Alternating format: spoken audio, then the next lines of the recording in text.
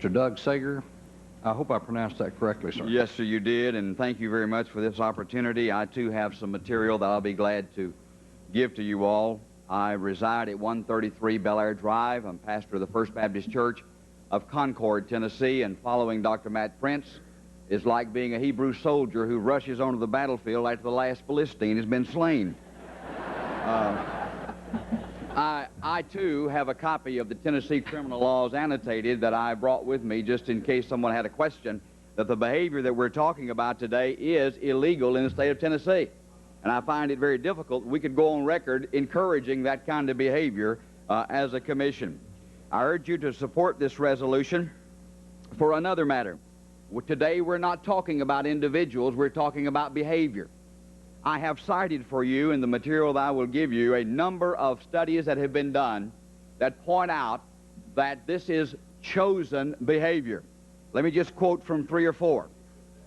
In an article by Wainwright Churchill, Homosexual Behavior Among Males, there are no sexual instincts in man. Human sexuality is entirely dependent upon learning and conditioning. The individual's pattern of sexual behavior is acquired in the context of his unique experiences and in no sense innate or inherited. Another article by Charles Socarides, Homosexuality, Basic Concepts in Psychodynamics. He says homosexuality, the choice of a partner of the same sex for orgastic satisfaction, is not innate.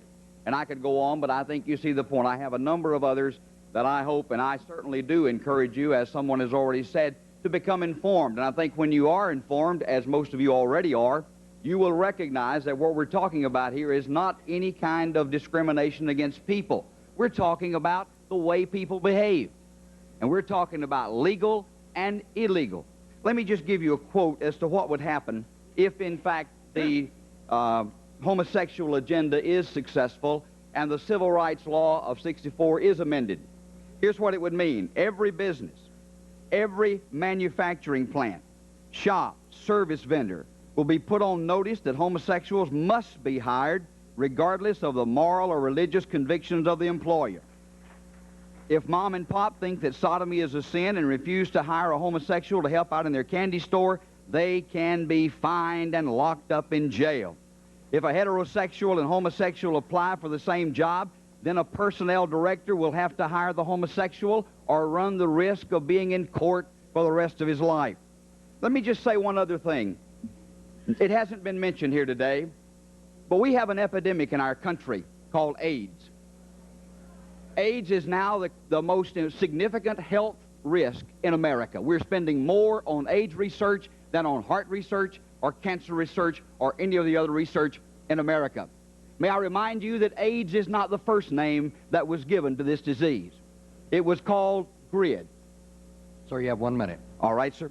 And what I want to suggest to you is that we have a behavior problem that is creating havoc in the healthcare industry, and we know how to stop it.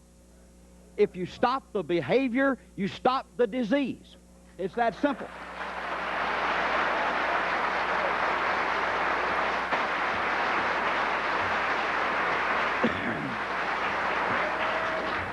And I would certainly encourage you to support this resolution.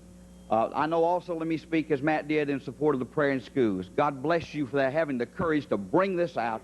We need that in our schools. Thank you.